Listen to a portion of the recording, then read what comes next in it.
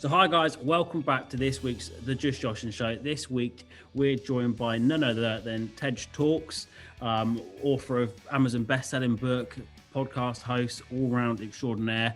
For those who don't know who Tej is, Tej purchased 15 properties in 9 months, over 150 miles away from home, using just shy of £600,000 of investor funds that he raised, and also grew his podcast to over 500,000 listens in over 100 countries. So, wow, quite an introduction. Thank you very much for joining us, Tej.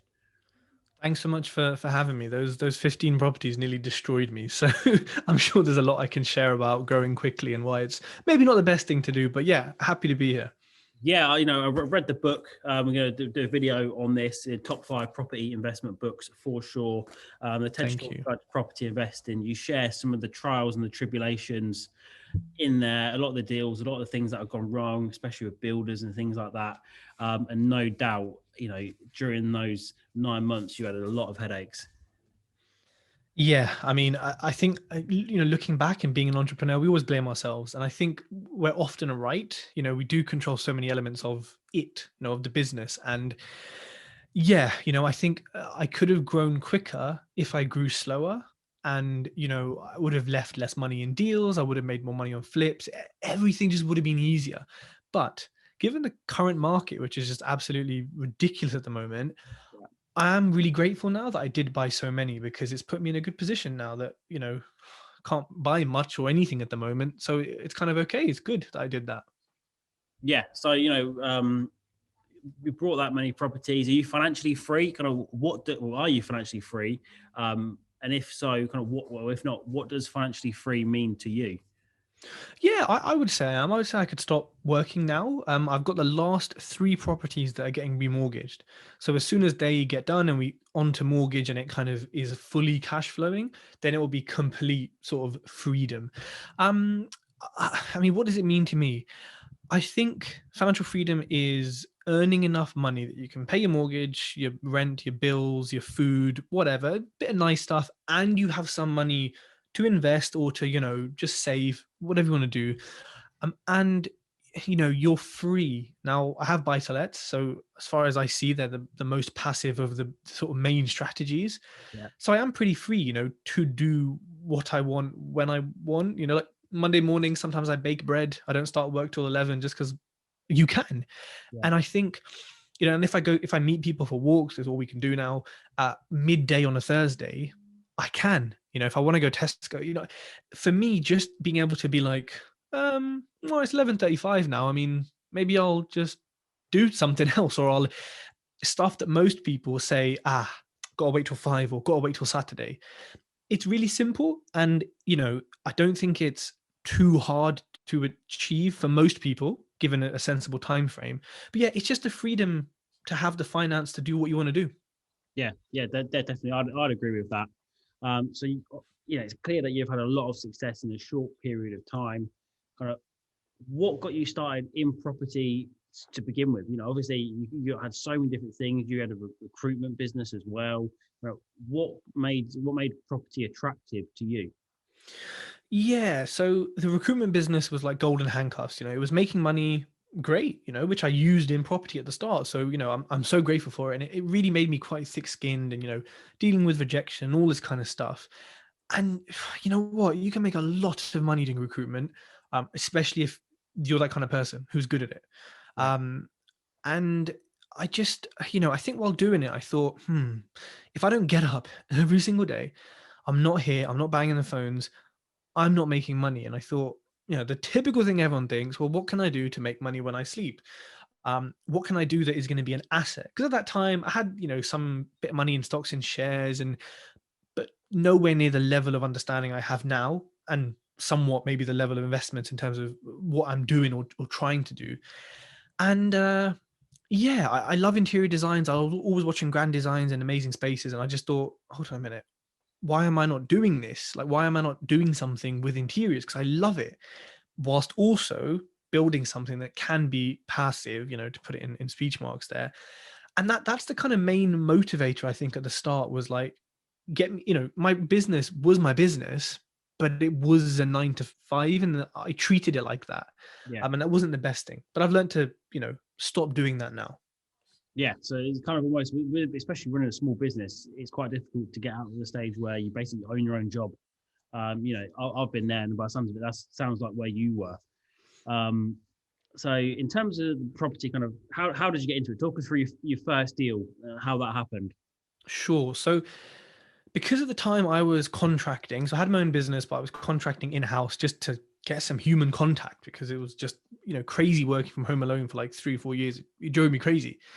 And I knew that I couldn't, like, I just wouldn't have time to do viewings. And look, it might be an excuse, and it probably was, but I was happy with that excuse because I valued weekends with family or my partner more than, oh, every Saturday let's do viewings. But actually, I'm probably going to miss half the deals because there's some full-time Tej who's doing it Monday to Friday.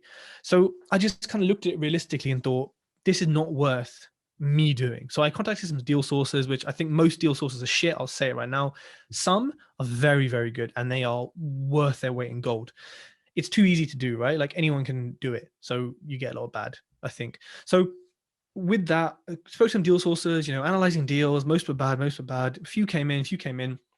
Eventually, probably like, I don't know, like 4 or 5 months after I sort of decided. So I spent quite a bit of time learning, right? Networking with people, reading books. I should have done education. I should have paid for some education if I could, if I knew, because we'll get to that later. Doing all that stuff, then finally got a deal, which actually is probably one of my best deals so far. I purchased it for £50,000 plus, like, £3,000 sourcing fee, grand project management, whatever. Small refurb. When I say small, it was like 6.5 grand. It should have been like 2 or 3, knowing what I know now. But all in for £63,000. It got revalued 6 months later at 80. So pulled out 60, left in 3.5.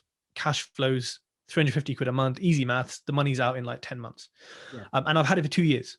So my first deal is now a free house full of equity, 25%. If I sell it, I get it. And it's quite magical. I'm sure we can talk about the strategy of BRR, but it's amazing when you think like, hold on, I have an asset which there's no investment in anymore, Yeah. and it's cash flow and it's good.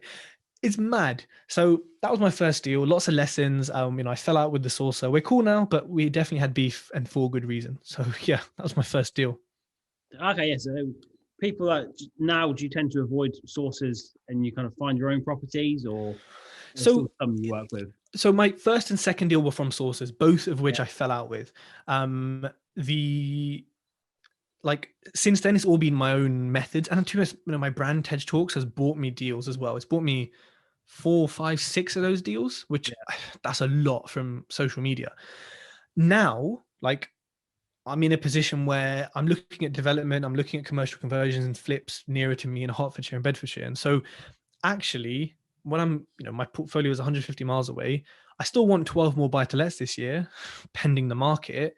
Will I use sources for them? Yeah, because I don't want to hear no, see no evil. I just want to get it done, get it tenanted, and carry on. And I can focus on my passion here, which is, new builds, flips, things like that. So yes, I would use them now, but Yeah. there's probably only 3 out of 20 in that area that I would actually use. Okay. Well, yeah. So it's basically find one that works for you that you're not going to fall out with. Um, any tips on that? Kind of go by recommendations, or Yeah, so go by recommendations, preferably someone who's actually used them or has, like I recommend some sources. I haven't used them yet, but I've been to their projects. I've known them for 2 years. They came to my engagement party. Like, we're friends. So I'm happy to kind of co-sign them.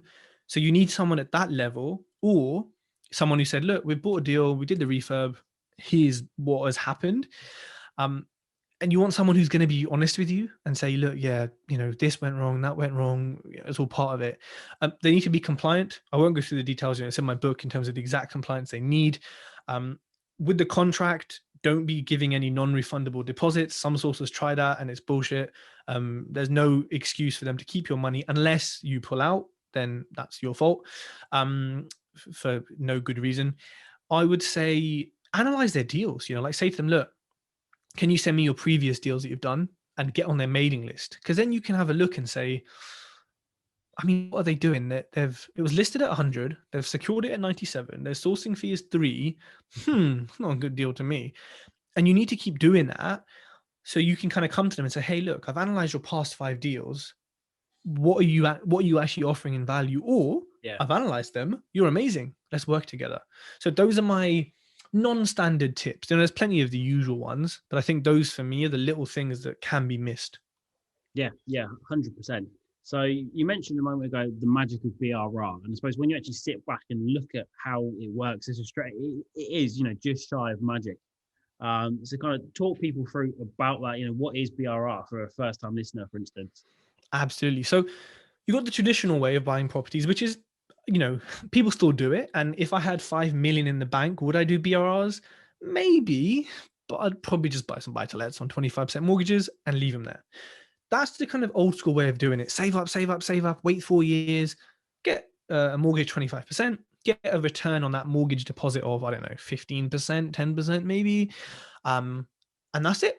Buy a ready-made sort of asset, try and get a cheeky discount, and Bob's your uncle. There we go. Wait 3 more years, get another deposit, and do the same thing.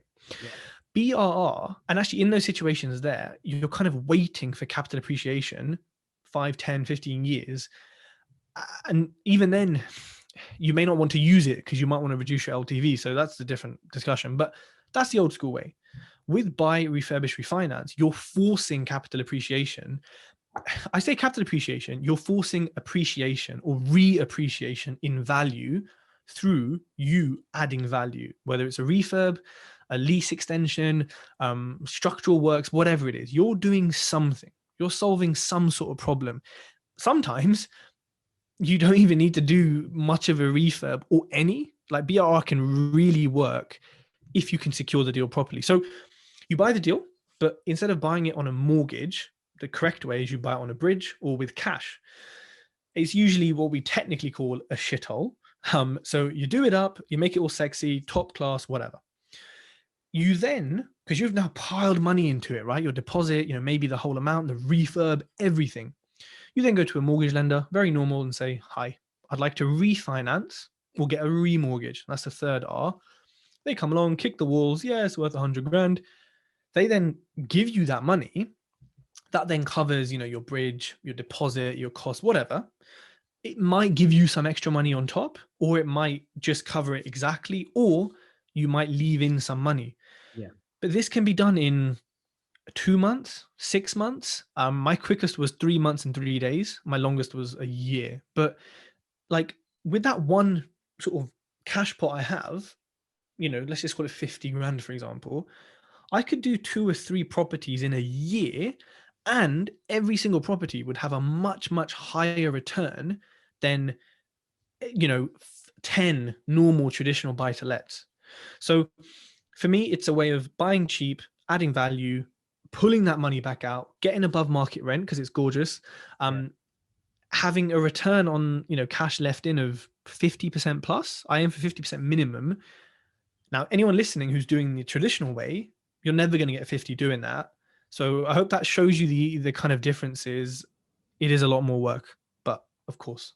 Yeah, a lot more work, but it's definitely justified in terms of the extra rewards. When you're pulling that money out, and like you mentioned, you left £3,500 in one deal, 10 months rent, that's paid for. So now you've got a house which has got good 20, 25 grand of equity in it. If you were to sell it, you'd get that, and you've also got the cash flow coming in each month.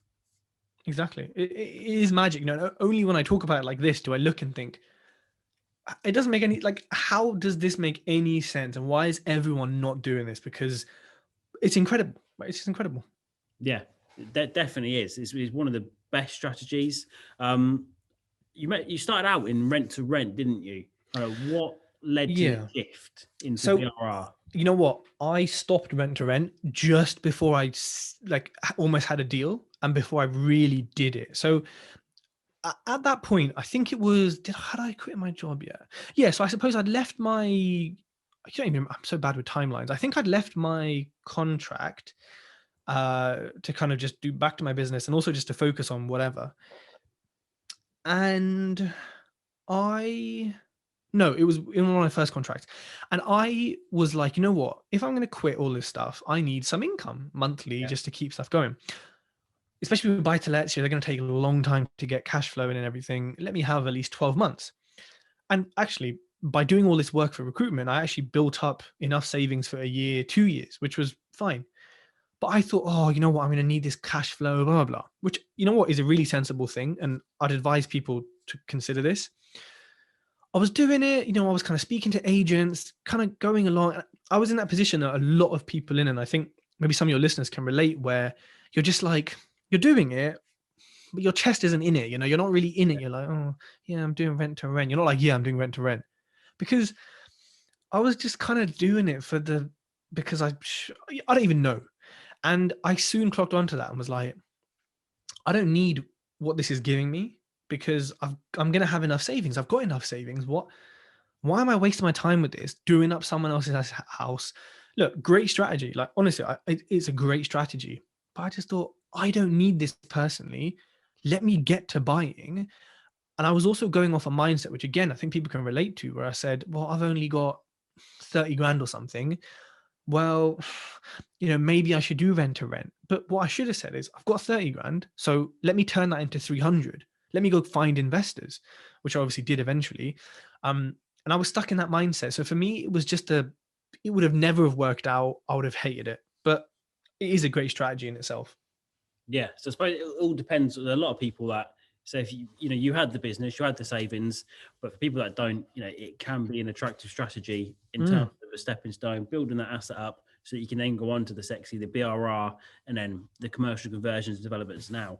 So is that kind of how you're taking the path now? You got the property portfolio, and now you're going after the bigger money, the commercial conversions, and the ground up sort of stuff. Yeah, I think, it's a natural progression, which actually, and I've said it on my podcast, I said I wouldn't do. I said I love buy to lets, I'm gonna keep doing them. But as everyone then said to me, okay, let's see, Tej, we'll give you 6 months, see how you feel.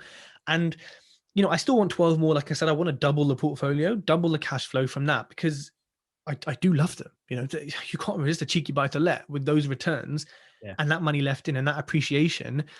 They are irresistible, especially when you do a few, you're like, oh, I can't stop. But I want 12 more as a minimum. But I think when I get to 12, I probably will stop. And then, but that's happening sort of on the side with sources, with other people. So I'm doing that now, or trying to.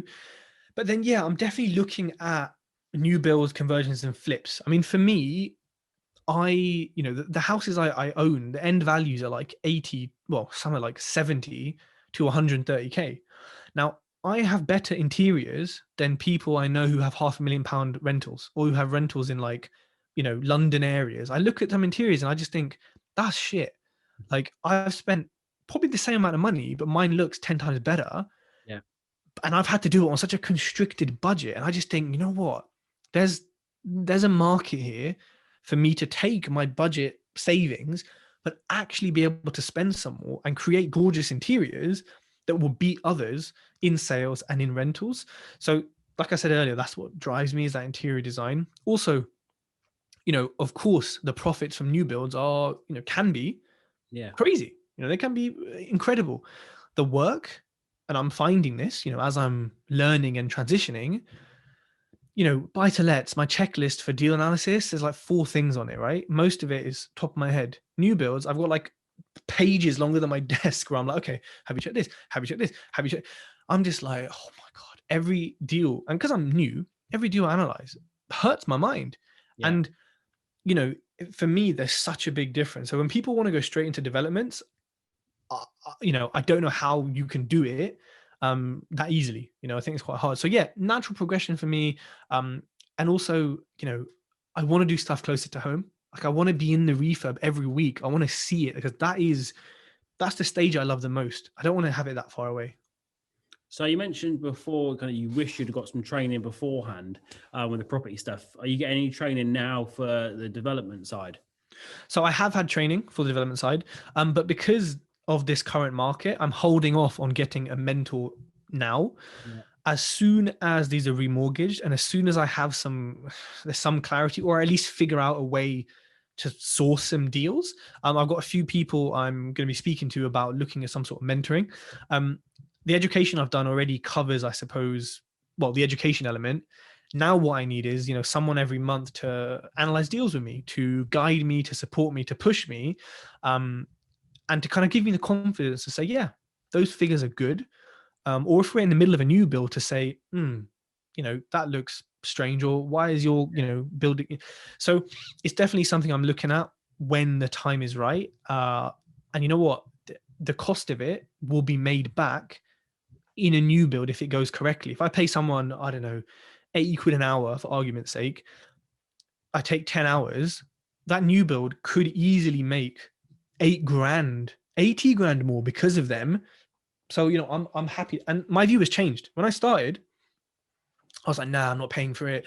You don't need to pay for it. It's all for free, which it is to an extent. Yeah. But now my mind has definitely been changed, looking at the mistakes I've made and thinking, you're a moron, Tej. Because like me, if I was there looking over my shoulder, 7 months ago, I'd have been like, what are you doing? Plaster that wall.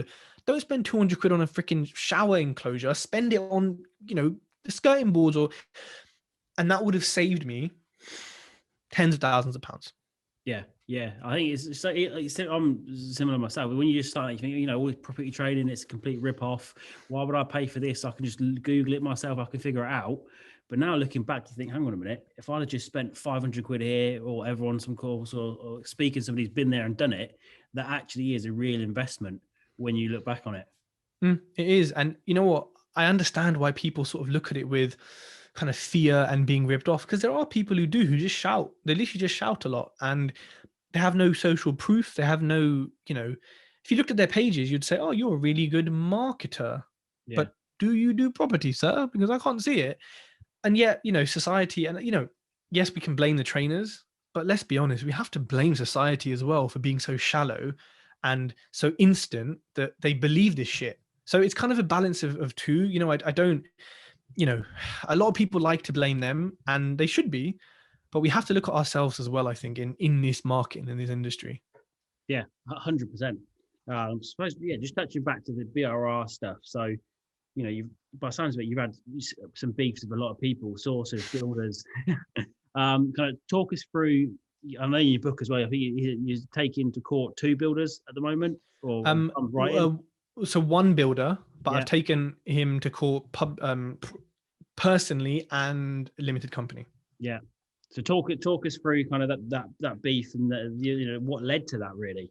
Yeah. So he came referred to me from someone who was an interesting fella. But anyways, we've done, I don't know, 7 refurbs together. And generally speaking, most of them have been okay. I haven't, yes, they didn't use moisture boards or hardy backer boards in the bathroom. They used plastic boards. They didn't, there's been a few like idiot mistakes, but nothing's fallen apart. Nothing has created a real issue for most of them. So of course, working together, we're trusting each other. Boom, boom, boom, boom, boom. We get to a point where I've got 3 or 4 refurbs at once. Yeah. Mistake, I gave them all to him. Now he had, I don't know, 4 or 5 lads working for him. They ended up all hating him anyway. And so he said he could handle it. Now I got too complacent and I was busy podcasting, social media, whatever, that I trusted that one bloke with 4 lads could do 3 or 4 sites, and they were good half an hour, 40 minutes from each other. That was a big mistake. That's the first mistake. Now I would only give one house to one team. Like, I don't care. Like, if you're good, cool, you get the next house when you're done. So he lied. He took that on. The quality dropped big time, totally messed things up, fired all his lads, which he told me, but then claimed he had people doing it and that he could do various bits of work like plastering, which he could not. My painter walked in and goes, Tej, your newly plastered ceiling I'm about to paint, it's on the floor. What do you mean it's on the floor? It's a ceiling. He goes, yeah. And it was because he didn't use blue grit. He just used PVA or his fucking spit to bloody join the plaster. And I was like, you're a moron. I know what you should use. And I can't even like do DIY. Yeah. So it really unraveled that he just had good lads before working for him. And he didn't pay some of them and he became a dick.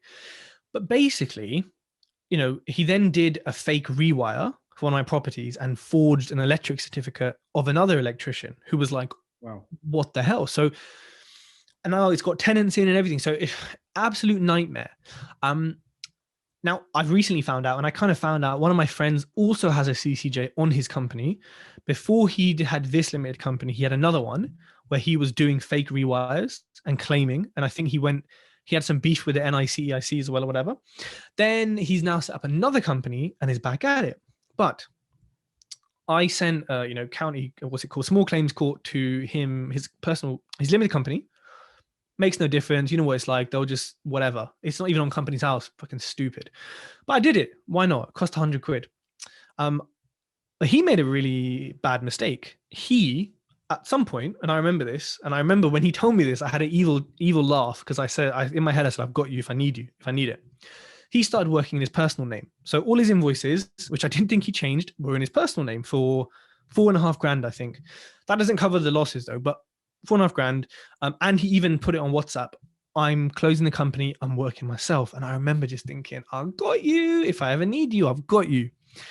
And lo and behold, sent the CCJ to him. He's got a CCJ on his personal name. So good luck to him getting a phone contract or anything, or renting again.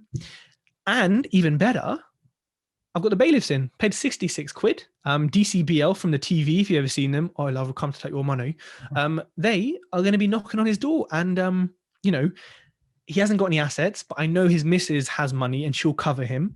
Yeah. And I know he has 2 vehicles. So I don't care about the 4.5 grand. I really don't give a shit.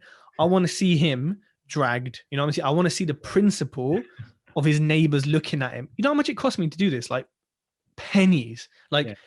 And it, of course, it's in my limited company. It's a business cost, right? So it's cost me nothing. But for me, I think everyone has to do this. If you got the proof and actually it wasn't your fault and they've messed up, take them to the cleaners. For me, it's that principle. They shouldn't get away with it. And, they should be embarrassed and they should have their possessions taken and they should, have these issues because they've done something wrong.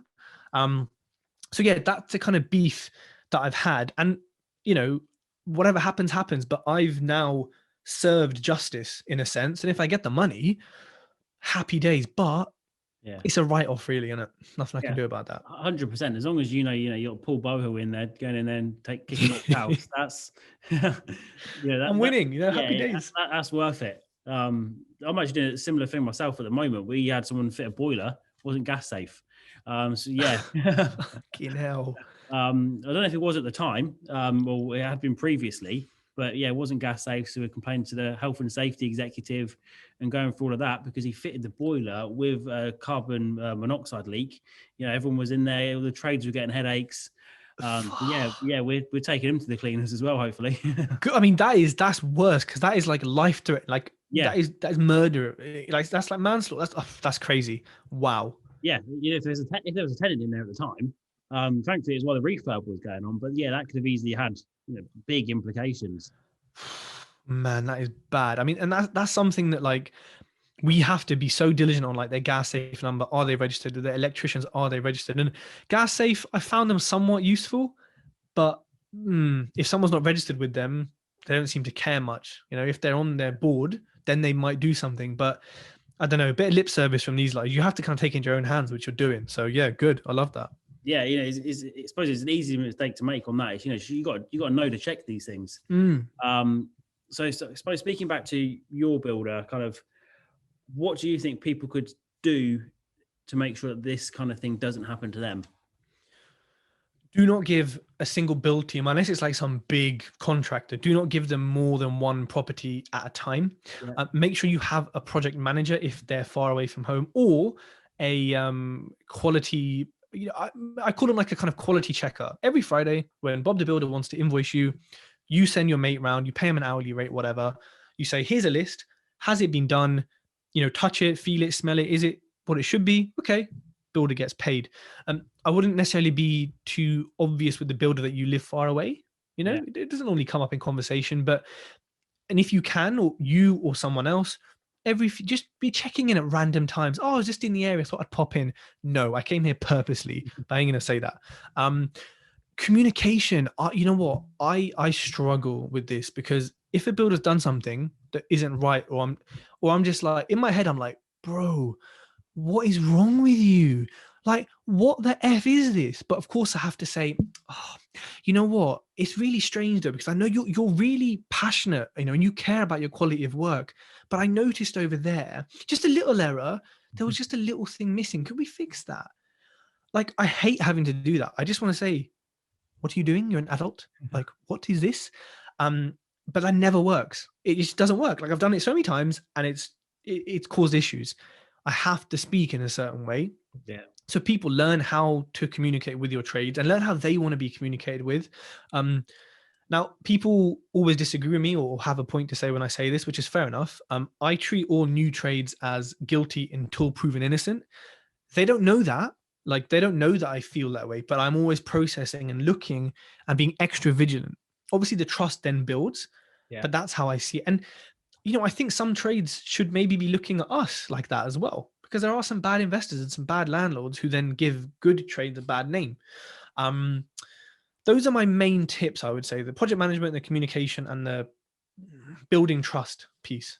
Yeah, that's definitely valuable for people kind of looking to do that, making sure they do get good trades. Mm. So I suppose you mentioned you've had a lot of investors. You started off with your own money. What do you feel has helped you get investors? There's one thing really, and it's Tej Talks. It's the Yeah, brand, it's social media. There is nothing else that I can really attribute to. Obviously, my personality, the deals I'm doing, all that stuff, fine. But every investor I know comes through Tej Talks in some shape or form at one of my touch points. Have I met most of my investors? Nope. Will I meet some of my biggest investors? Maybe, hopefully, but they're getting their interest paid. Are they fast? Most of, some of my biggest investors, the conversations we have are on Facebook Messenger, or they're on email, or like, I don't think I've even had a phone call with my biggest investor. But that is the beauty and the strength of what social media, when yeah, done correctly and with integrity, can show people, that they feel like, most people when they come to me, they don't say, tell me about yourself, what you're working on. They just say, what's the rate? Well, what's the term? What's the security? Like, that's it, because they've seen everything else daily, weekly, monthly through Tej Talks. I mean, how epic is that? That it just goes straight to the business. And I can also be straight to the business yeah, because that's how I like being. So yeah, for me, social media, the brand, has been my all, everything and all. yeah, 100%. So TED Talks, I suppose it's got kind of loads of different avenues to it. That is your personal brand, but mainly it's a podcast.